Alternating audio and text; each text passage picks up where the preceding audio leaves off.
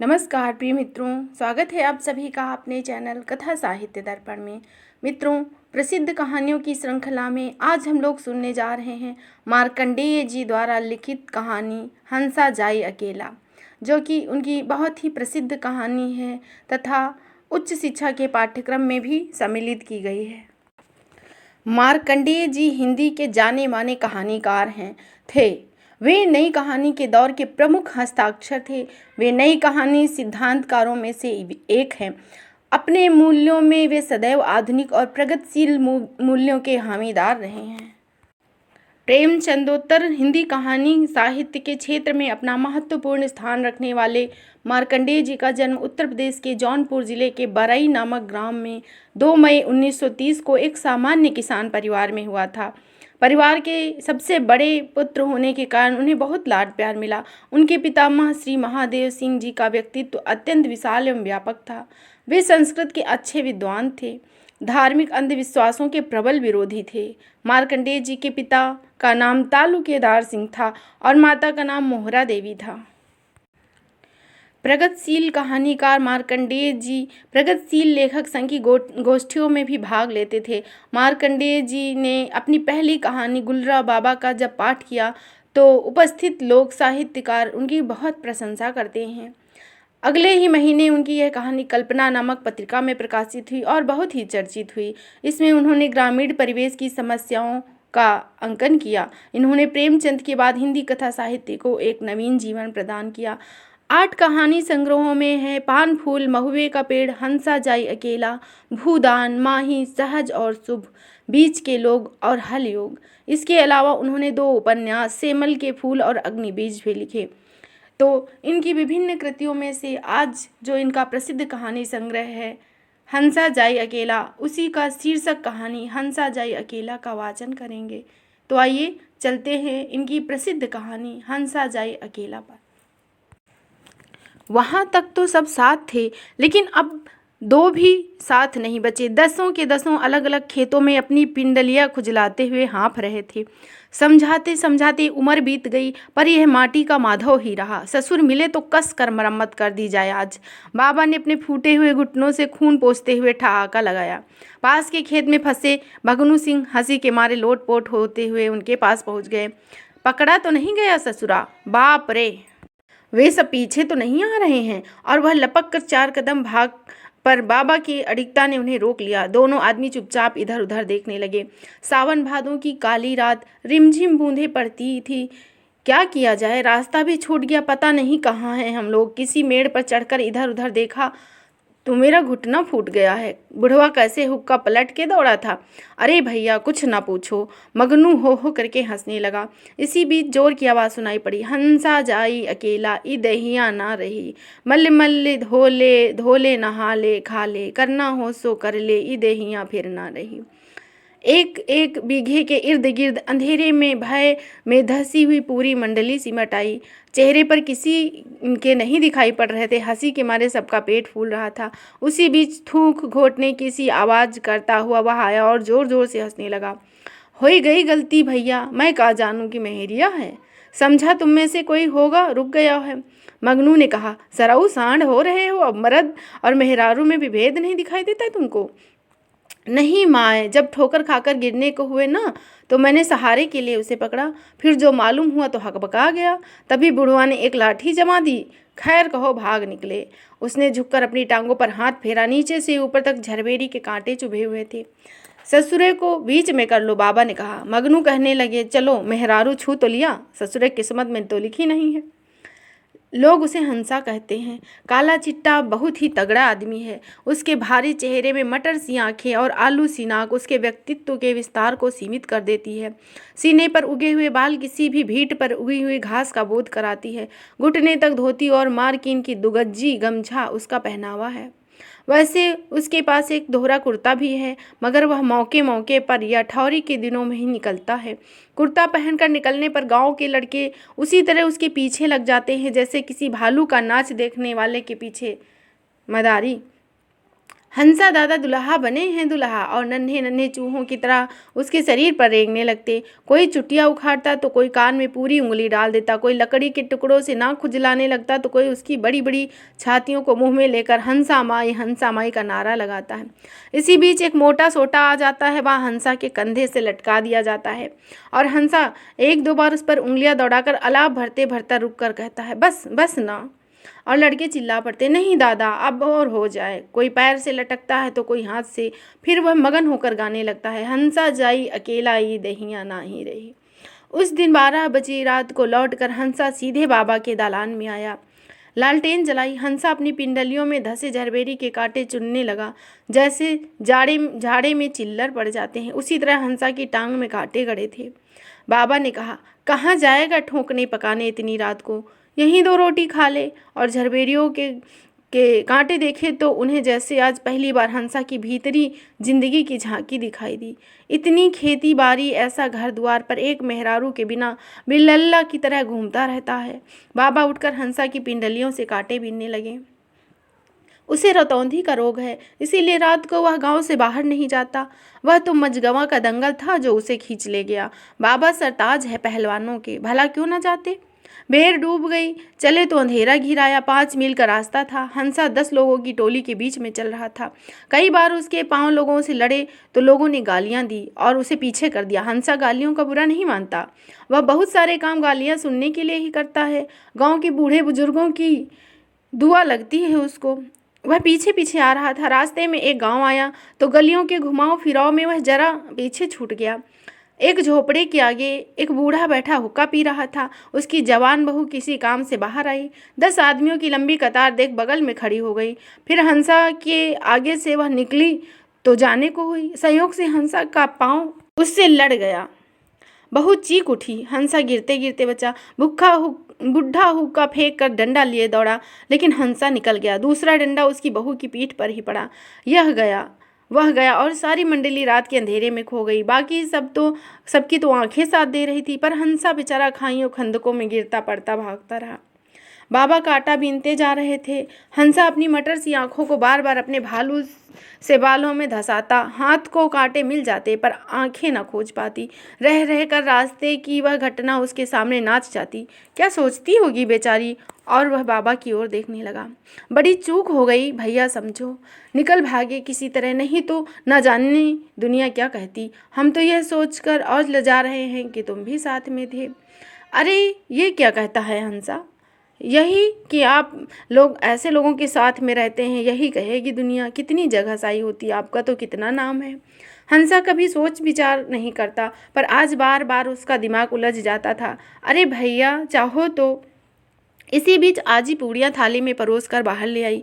हंसा हड़बड़ा कर उठ बैठा। बहुत दिन पर भौजी को देखा था। रात न होती तो वह बाहर क्यों आती। उसने सलाम किया। थाल थामने ही जा रहा था कि उन्होंने मजाक कर दिया, कहीं डड़वार वड़वार तो नहीं डाकी बबुआ, जो कांटा भी ना रहे हो। कछु न कहो भौजी। हंसा कह ही रहा था कि बाबा बोल उठे, फंस गया था आज हंसुआ। वह तो खैर मनाओ कि बच गया, नहीं तो वह पड़ती की याद करता। एक औरत को इसने। हंसा हंसी ठिठोली छोड़ दो, भौजी ने कहा। ब्याह कर लो, जब तक देह कड़ी है तब तक दुनिया जहान है। नहीं तो कोई रोटियों को नहीं पूछता, रोटियों के लाले पड़ जाएंगे। क्यों कहते नहीं अपने भैया से, वह गूंगे बहरे कुत्ते बिल्ली सबका तो ब्याह करा देते हैं। तुम्हारा ध्यान क्यों नहीं करते। खेती बाड़ी जगह जमीन सब कुछ तो है तुम्हारे पास। बाबा कुछ नहीं बोले, लगा सेंध पर धरे गए हैं। आज ही जाने लगी तो बाबा ने तेल भेजने को कहा। तेल की कटोरी लेकर हंसा बाबा के पताने जा बैठा। अपने पैरों में लगा लो हंसा, दर्द कम हो जाएगा। गजब कहते हो भैया, अरे लगाया है भी कभी, जो आज लगा लूँगा। वह बाबा की मोटी रानों पर झुक गया।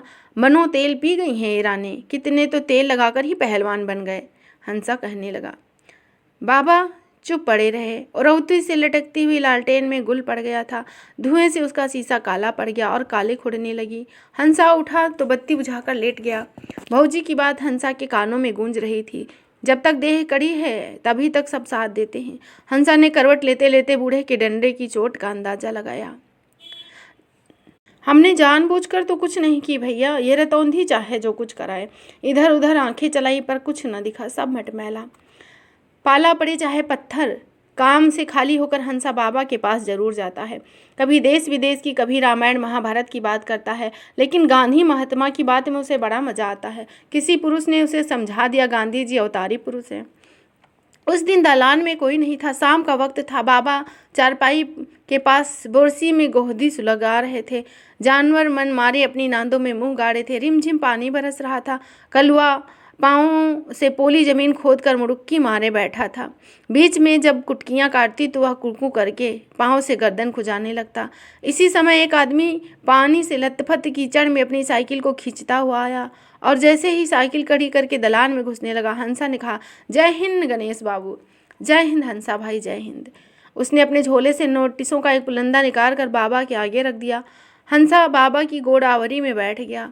बाबा नोटिस पढ़ने लगे। कैसा होगा, बरखा बुनी का दिन है। हंसा कुछ समझ ना सका। जब उसका पेट फूलने लगा तो उसने पूछा, का है भैया? कोई सुशीला बहन आज यहाँ गांधी जी का संदेश सुनाना चाहती हैं। जिला कमेटी का नोटिस है। का लिखा है नोटिस में? हंसा मुँह बाकर उसे देखने लगा। तनी बाँच दे भैया, गौनई भी न होगी का? अरे वही, जागा हो बलमुआ गांधी टोपी वाले।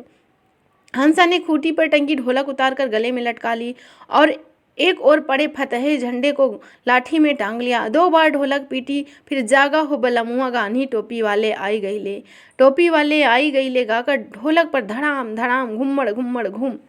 5 ही मिनटों में 50 लड़के आ जुटे। चल पड़ा हंसा का जुलूस। मुसिल्ला की गौनई, जौने में पीर जवाहिर की कहानी है। दल के दल, लड़का बच्चा टोली सब गांधी जी की जय बोल रहे हैं। और फिर जागा हो बलमुआ और हंसा की ढोलक गमकती रही। क्षण भर में ही सारे गांव में हंसा ने जागरण फैला दिया। जिधर देखो लोग चले आ रहे हैं। लड़के गांधी बाबा की जय क्या जाने, उनके लिए तो हंसा ही सब कुछ था। उनमें से एक ने झंडा तान कर कहा, बोलो हंसा दादा की जय। और कुछ जय कहते, कुछ छय कहते और जोर की हंसी चारों ओर छा जाती। कुछ बूढ़े नाक फुलाते हुए सुरती की नस ले रहे थे। अपने सुतलियों के ढेरे को और चक्कर देकर कहते थे, मिल गया ससुरे को एक काम, गांधी बाबा का पायक काहे नहीं हो जाता। कौनो कांग्रेसी जात कुजात मेहरारू ही मिल जाएगी। गांधी जी को कोई विचार थोड़े है। चमार सियार सबका तो छुआ खा लेते हैं। हंसा को फुर्सत नहीं है। बाबा साहब का तरक पोस और बाबू राम का चमकौआ चादर तो आना ही था। बाबा चुपचाप बैठे थे। धीरे धीरे गांव सिमट आया। दालान भरता ही जा रहा था। अंधेरे की गाढ़ी चादर फैलती जा रही थी।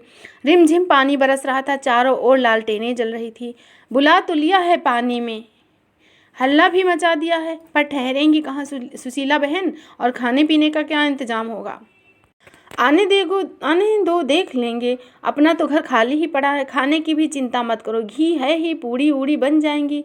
कहता हुआ हंसा बाहर निकल आया। हंसा संभाल संभाल कर चल रहा था। अंधेरे में वही धुंध, वही मटमैलापन। आखिर वह क्या करे, उसे कि दिखाई पड़ने लगे। एक बच्चे की सहायता से किसी तरह बाबू साहब के दलान के सामने पहुंच गया। पहाड़ से तख्त को सिर पर रख बिड़ई रख उठा लिया और किसी तरह रेंगता रेंगता बाबा के दलान आ पहुंचा। बाबा बहुत बिगड़े, ससुरा मरने पे लगा है। यह हंसा को यह जानकर खुशी हुई कि सुशीला जी आ गई हैं। बाबा के पास बैठ उनकी बातें बड़े ध्यान से सुनने लगा। सुशीला जी हंसा के सामने बैठी थी। लालटेन जल रही थी, पर वह देख नहीं पा रहा था कि कैसी दिखती हैं सुशीला जी। आवाज़ तो कड़ी है और यह गन्ने के ताज़ा रस की सी महक कहाँ से आ रही है। हंसा खो गया। सुशीला का साल भर पहले का गाना, जागो हो बलमुआ गांधी टोपी वाले आई गई ले, उसके होठों पर थिरक उठा। सांवला सांवला सा रंग, लंबा छरहरा बदन, रूखे रूखे से बाल और तेज आंखें, कैसी अच्छी गाती हैं, हंसा सोच रहा था। इसी बीच कीर्तन प्रवचन हो गया। सुशीला जी ने भी भाषण दिया और सारी ग्राम मंडली बिना विद्या के भारत देश दिन दिन होती है तोरी खुआरी गुनगुनाती हुई वापस जाने लगी। हंसा खोया बैठा रहा। खिजड़ी की ढिम ढिम और झांझ की झंकार उसके कानों में गूंजती रही। सुशीला का पैना स्वर उसके हृदय को बेधता रहा और दंगल की शाम वाली घटना का भी उसे बार बार ध्यान आता रहा। देखो तो इन आंखों को जो न करा दें और उसकी नसों के रक्त की झंझनाहट भर जाती। एकाएक गांधी महात्मा की सुनकर वह चौंक पड़ा और जोर से चिल्ला पड़ा, जय जय। रात बहुत बीत चुकी थी। हंसा के घर में पूड़ियाँ छानने की तैयारी हो रही थी। आटा गूंधा जा रहा था, तरकारी कट रही थी, आग जल रही थी, पर भीतर के कमरे की भंडारिया से घी कौन निकाले। हंसा वहीं इधर उधर डोलता रहा। उसकी आंखें सुशीला जी की आवाज़ का पीछा कर रही थी। सुशीला जी कभी संकोच में पड़ती, पर हंसा के चौड़े सीने पर उगे हुए बालों का जंगल देख वह उसमें खो जाती। कितना पौरुषी आदमी है। लेकिन हंसा के आगे वह एक छाया मात्र है, जिसका बस रूप ही नहीं है और सब कुछ है। मीठी मीठी थकन भरी आवाज़ और डाल के ताजे फल जैसी सुगंध। वह बड़ा खुश है। एक औरत के रहने से घर कैसा हो जाता है, कितना अच्छा लगता है। वह सोच रहा था कि घी की मांग होती है। हंसा उठता है, पर चारपाई से ठोकर खाकर गिर पड़ता है। सुशीला जी दौड़कर उसे उठाती हैं। हंसा लाज के मारे डूब जाता है। धत तेरे की, और वह जल्दी से उठ खड़ा होता है। सुशीला जी उसका हाथ पकड़े थी। चोट तो नहीं आई? घुमची की तरह आंखें मुलमुलाकर हंसा हंसता है। उसके रोए भंवर आते हैं। उसका कलेजा धड़कने लगता है। कहता है, हंसा दादा को रतौनी है, रतौनी। तो बताओ कहाँ है घी, मैं चलती हूँ साथ। मेनका के कंधे पर विश्वामित्र के उलंब बाहु, सावन की अंधियारी बादलों की रिमझिम, बीच में हवा का सर्द झोंका। दोनों आंगन पार करके भीजते भागते पीछे से एक आवाज़ आती है, लालटेन एक ही तो है, यहीं रहने दो, वहाँ काम चल जाएगा। घर की अंधेरी भंडरिया, दोनों भटकते हैं। हंसा कुछ बताता है, सुशीला जी कुछ सुनती हैं। आंखें कुछ देखती हैं, हाथ कुछ टटोलते हैं। बहरहाल पता नहीं कहाँ क्या है। अंधेरे में जैसे आंख तैसे बेआंख, दोनों को सहारा चाहिए। कभी वह लुढ़कता, कभी वह लुढ़कती। दोनों दृष्टिवान हो जाते हैं, दिव्य दृष्टिवान। सुबह कुत्ते की झाँव झाँव के बीच कारवां आगे बढ़ गया। बैलों की घंटियां टुनटुनाए, भुजंगे बोले और बाबा ने उठकर अपना 56 पतरी वाला बांस का छाता उठाया और ताल की ओर चल पड़े। निरुआही हो रही थी। गांव में मगनू सिंह मिल गए। लग गई हंसा की नाव पार। क्या हुआ? कुछ न पूछो भैया, तुम्हें खबर नहीं? सारे गांव को रात में ही बात फैल गई। वह ससुराल दुआरे बैठाने लायक नहीं है। कहते हैं ना कि कोई राण रेवा मर दो इसके गले। कल रात बाबू साहब के यहाँ पंचायत हुई। तय हुआ है कि अब सभा सोसाइटी की चौकी गांव में नहीं धरी जाएगी। औरत सौरत का भाषण यहाँ नहीं होने पाएगा। बहू बेटियों पर खराब असर पड़ता है। बात यह है ना भैया कि राजा साहब वोट लड़ रहे हैं कांग्रेस के खिलाफ। बाबू साहब उनको वोट दिलाना चाहते हैं। आपके डर से कुछ कहते नहीं। अब मौका मिल गया। कैसा मौका? बाबा झुलझुला कर बोले। मगनू आकर उनके छाते के नीचे खड़ा हो गया। बोला, उलट दिया हंसवा ने कल रात। क्या मतलब? सच मानो खाना पीना नहीं हुआ। बहुत जब देर होने लगी तो बंगा ने लालटेन लेकर देखा और बाहर निकल सारे गांव में ढिढोरा पीट दिया। अभी तो सारा सर सामान लेकर घाट तक पहुंचाने गया है। बाबा चुपचाप आगे बढ़ गए। इस तरह की बात सुनकर बर्दाश्त करना उनके लिए कठिन है, पर न जाने को उन्हें हंसी आ रही थी। तभी दूर से हंसा की मारी आवाज़ सुनाई दी। जग बेल मौलू जुलुम कैलू ननदी, ब्रह्मा के मोहलू विष्णु के मोहलू, शिव जी के नचिया नचैलू मोर ननदी। बाबा खड़े हो गए। हंसा धीरे धीरे पास आ गया। अंधेरा छट गया। हंसा डर गया। कैसे खड़ा हूँ भैया के सामने? कुछ देर दोनों चुप रहे। बाबा ने हंसा को देखा। हाथों में खद्दर के कुछ कपड़े हैं, पर उसकी निगाह नीचे ज़मीन पर धंसी हुई थी। हंसा, बाबा ने कड़ी आवाज़ में पूछा, जहाँ पहुँच गए हो वहाँ से वापस नहीं आना होगा। भैया बोटी बोटी कट जाऊँगा, पर यह कैसे हो सकता है?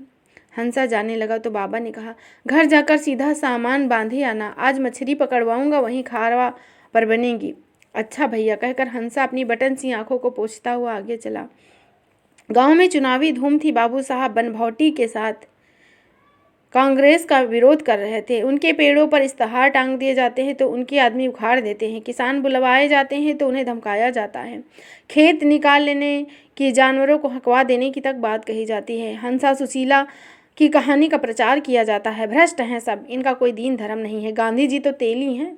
और हंसा अब पूरा स्वयं सेवक बन गया। खद्दर का कुर्ता, धोती, हाथ की लंबी लाठी में तिरंगा, बगल में बिल्बुल लटका रहता है और वह बापू के संदेश की पर्ची बांटता फिरता है। बाबू साहब जो कहें मान लो। पूरी मिठाई राजा के यहाँ खाओ और वोट डालो गांधी जी को। तंबू में खाओ, खर्चा खुराक बाबू साहब से लिए, मोटर में बैठो, लेकिन कांग्रेस का बक्सा याद रखो। वहाँ जाकर खाना पीना भूल जाओ। कांग्रेस का राज तुम्हारे लिए है। वह राज लड़ती है अपने देश के लिए। बेदखली बंद होगी, छुआछूत बंद होगा, जनता का राज होगा। एक बार बोलो, गांधी महात्मा की जय। घर घर में, कंठ कंठ में सुशीला के मनोहर गानों की ध्वनि गूंजने लगी। गांव के बच्चे हंसा दादा के पीछे हाथों में अखबार लिए, रंग की बनाई झंडियाँ लिए इधर उधर चक्कर लगाया करते। उन्हीं दिनों गांव में रामलीला होने वाली थी। बाबू साहब की पार्टी में राम लक्ष्मण बने थे, पर रावण बनने वाला कोई नहीं मिला। लोग कहते रावण बनने वाला मर जाता है, कोई नहीं तैयार हुआ। बाबा दसवीं के मालिक थे। हंसा कैसे बर्दाश्त करता कि लीला खराब हो। ऊपर से सुशीला जी की लीला खत्म होने पर भाषण था। हंसा सोचने लगा क्या हो। सहसा लड़कों ने तालियां बजाई और हंसा दादा को घेर लिया। जल्दी जल्दी काला चोगा रावण के गले में डाल दिया गया। सिर पर पगड़ी बांध 10 मुख वाला चेहरा हंसा दादा ने पहन लिया। हाथ में तलवार ली और गरज कर बोले, मैं रावण हूँ, कहाँ है दुष्ट राम। एक बच्चे ने अपनी छड़ी में लगा हुआ तिरंगा झट दशानन के सिर पर खोस दिया। सब लोग जोर से हंसने लगे। उसी भीड़ में किसी ने चिल्लाकर कहा, गांधी महात्मा की जय। रावण भाषण देने लगा, भाइयों राम राज्य था। देखो छोटी सी जात का कोई भी राम नहीं बनने पाता है, सब राक्षस बनते हैं। बिराह्मण, कल्लू, भुलई, भेड़र, सब की सब पार्टी है हमारी। यह जनता की लड़ाई है, बोल दो धावा। और हंसा हाथ हिलाता आगे चलता है। पीछे पीछे सारी राक्षसी सेना। किसानों के बंदर बने लड़के भी अपना चेहरा लगाए गदा लिए जनता की पार्टी में शामिल हो गए। राम बेचारे अकेले बैठे रह गए। रामायण बंद हो गई। तिवारी चिल्लाने लगा, पर कौन सुने। गांधी महात्मा की जय, हंसा दादा की जय। बाबा हंसी के मारे लोटपोट हो रहे थे। उन्हें कुछ कहते नहीं बन रहा था। राक्षसी सेना के काले रंग में रंगे मुंह और हाथ में तिरंगा लिए देख लोग राम के लिए खरीदी मालाएं हंसा के ऊपर फेंकने लगे। इसी बीच सुशीला जी तीर की तरह भीड़ में घुसी। कौन बना है रावण, क्या है तिरंगल, इसीलिए है। उन्होंने हाथ से चेहरे को ठेल दिया। सहसा हंसा को देख वह पसीने पसीने हो गई। यही स्वयं सेवक होने दो रामलीला ठीक से। बदनाम करते हो झंडे को, बंद करो ये सारा तमाशा। सब लोग अपनी अपनी जगह लौट गए। लड़ाई चलती रही, नगाड़े ढोल बजते रहे। लड़ाई चलती रही, पर रावण मरे तो क्यों मरे। चौपाई बार बार टूटती, व्यास बार बार कहता सो जाओ, पर कौन सुने। हंसा की सेना क्यों हारे। इसी समय लक्ष्मण को जमीन से ठोकर लगी। वह लुढ़क पड़े, उनका मुकुट गिर गया। आगे पीछे दौड़ते राम को चक्कर आ गया और उनको उल्टी होने लगी। सारे मेले में शोर मच गया। जीत गई जनता की फौज। हंसा दादा की पार्टी ऐसे ही वोट जीत लेगी। दिन रात सुशीला जी की खजड़ी बनती, घूमती रहती और हंसा के घर रात में लौट आती। दूसरे दल के लोगों ने चिट्ठियां भिजवाई, सुशीला जी को यहाँ से बुला लिया जाए, जनता पर बुरा असर पड़ रहा है। चुनाव के 2 दिन पहले उन्हें नोटिस मिली कि बापू के आदर्शों को वह तोड़ रही हैं, इसीलिए उन्हें काम से अलग कर दिया जाता है। वह हंस पड़ी। ईश्वर ने पति से अलग किया और अब बापू के नकली चेलों से उन्हें जनता से अलग करने को कहा जाता है। खंजड़ी और जोर जोर से बजने लगी। चुनाव के 2 दिन रह गए। सुशीला जी बीमार पड़ गई। हंसा के घर में उनका डेरा पड़ा था। वह बुखार की जलन सह रही थी। दिन पर किसी को अपने पास नहीं बैठने देती। जब रात को हंसा लौटता तो वह उससे कहती, तुम सुनाओ अपना भजन। हंसा बिना कुछ सोचे विचारे गाने लगता। हंसा जाए अकेला, ये दहिया ना ही रहे। फिर प्रचार का सामान लेकर वह उसके रोए भरे सीने में मुँह छुपा लेती। चुनाव का दिन आ गया। सुशीला जी बिस्तर से नहीं उठी। किसानों की जय जयकार करती हुई टोलियां गुजरती तो वह अपने बिस्तर में तड़प कर रह जाती। हंसा उन्हें बहुत रोकता, पर वह उठकर उनसे मिलती। बाबा बहुत समझाते पर ना मानती। चुनाव के दिन डोली में उठाकर वह पोलिंग पर ले जाई गई। वह पेड़ के नीचे बैठे बैठे कई बार बुखार से परेशान होती है। उनको चक्कर आ जाता है और वह बेहोश हो जाती। वोट पड़ता रहा। किसान राजा साहब के कैंप में खाना खाते, उनकी मोटरों में आते और वोट डालते कांग्रेस की बक्से में। उन्हें सुराज मिलेगा ऐसा वह सोचते। तीसरे पहर जोर की बारिश हुई। सुशीला जी छाया में जाते जाते भीग गई। बाबा ने उन्हें डोली में बिठाकर घर भेजा। चुनाव चलता रहा। हंसा भूत की तरह काम में जुटा था। बहुत देर पर उसने सुशीला की याद आई तो मन दबाकर फिर वह पर्चियां बांटने लगा। बहुत कम वोट राजा के बक्से में गिरे। राजा का तंबू हारे हुए कर्मचारियों से भर गया। हंसा उन्हें देखकर जाने के क्रोध से जल रहा था। बार बार सुशीला की याद आ रही थी। भैया का कुछ और होना चाहिए, मुझे चले जाने दो हंसा। और 25-30 लोग हंसिया ले राजा साहब के तंबू की डोरियों के पास खड़े हो गए। कौन जाने क्यों खड़े हैं। हंसा ने विजय का बिगुल फूंका। सारा तंबू 1 मिनट में जमीन पर था। जोर का शोर मचा। किसानों ने जय जयकार की और लोग अपने घरों को वापस चले गए। सुशीला जी को निमोनिया हो गया। उनकी सांसें फंस गई। बाबा दिन रात उनके पास रहते। हंसा ने जमीन आसमान एक कर दी, पर फायदा ना हुआ। वह बार बार महात्मा जी का नाम लेती, हंसा से भजन सुनती और आंखें बंद कर लेती। चुनाव का नतीजा आ गया तो नेता लोग मोटर पर चढ़कर सुशीला जी से माफ़ी मांगने आए, पर सुशीला जी ने मुंह फेर लिया, जैसे वह कहती हूँ मैं सब जानती हूँ। हंसा उठकर बाहर चला गया। अंत में एक दिन सुशीला जी की सांसें बंद हो गई। हाय हाय मच गई। बच्चे फूट फूट कर रोने लगे। हंसा ने बकरी के लिए पत्ता तोड़ने वाली लग्गी में तिरंगा टांगकर हाथों में उठा लिया और बिगुल फूंकने लगा। उसकी हंसी लोगों में भय पैदा करने लगी। आज तक गांधी, महात्मा, जवाहरलाल और जनता की फौज, यही तीनों शब्द वह जानता है। लड़के अभी भी उसे घेरे रहते, पर पहाड़ से तख्त को वह उठा नहीं पाता। हाँ, उठाकर ले जाने वालों को देखकर वह जोर जोर से हंसता है। उसके खेत में घास उगी है, मकान ढह गया, पर लग्गी में फटा झंडा और सुशीला जी का दिया हुआ बिगुल अभी भी टंगा है। कभी कभी वह गंदे कागज दीवार पर सटाता फिरता और कभी सारे गांव की गलियां साफ कराता। आज़ादी मिली तो उसे रुपए मिले। राजनीतिक पीड़ित था, पर वह रुपयों की गड्डी लेकर हंसता है, फिर उन्हें गांव की दीवार पर चिपका देता है। 2 बार लोग उसे आगरे ले गए, पर कुछ ही दिनों बाद फिर हंसा का स्वर, हंसा जाई अकेला, गांव की गलियों में और फिजाओं में गूंजने लगता। अभी कभी कभी वह आज़ादी लेने की कस्में खाता है। उसके तमतमाए हुए चेहरे की नसें तन जाती हैं और वह अपना बिगुल फूंकता हुआ कभी धान के खेतों में, कभी ईख और कभी मकई के खेतों में और मेड़ों पर घूमता हुआ गाता रहता है, हंसा जाई अकेला, हंसा जाई अकेला। तो इस तरह आप लोगों ने सुना मार्कंडेय जी की प्रसिद्ध कहानी और कहानी संग्रह हंसा जाए अकेला की प्रसिद्ध कहानी। आशा है आपको यह अवश्य ही पसंद आई होगी। तो फिर मिलेंगे एक नए तथ्य के साथ, तब तक के लिए धन्यवाद। जय हिंद, जय हिंद।